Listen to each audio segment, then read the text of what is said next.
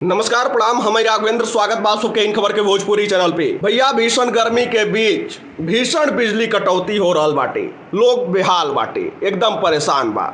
अब भैया ये पूरा मामला के मुख्यमंत्री योगी आदित्यनाथ और ऊर्जा मंत्री ए.के. शर्मा द्वारा संज्ञान में लिहल गई बाटे और ओकरे बाद लोकल फॉल्ट से हो रहल बिजली कटौती का संज्ञान लेले के बाद पावर कारपोरेशन प्रबंधन लगातार दिक्कतन के दूर कैले के कोशिश में जुटल बाटे।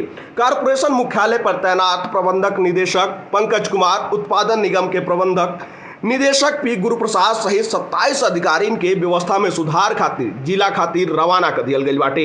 इ नोडल अधिकारी 19 से 21 जून के बीच आवंटित जिला में रह के व्यवस्था सुधरवैले के साथ ही 5 बिंदु पर अपन रिपोर्ट दे लोग ये आशय का आदेश पावर कॉर्पोरेशन के चेयरमैन एम देवराज द्वारा रविवार के जारी कल गई।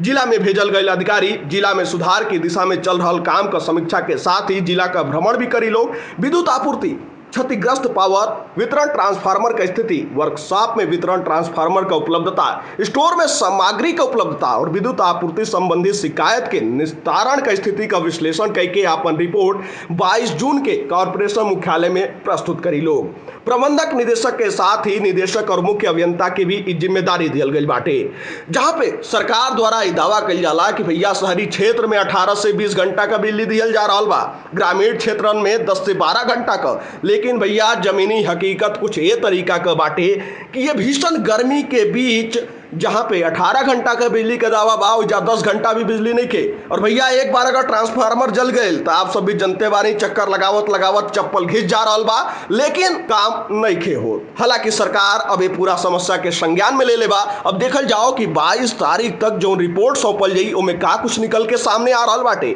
फिलहाल ये जानकारी में इतना ही। देश दुनिया से जुड़ल तमाम खबर देखे खातिर आप सब जुड़ल इन खबर भोजपुरी के साथ। तब तक खातिर नमस्कार।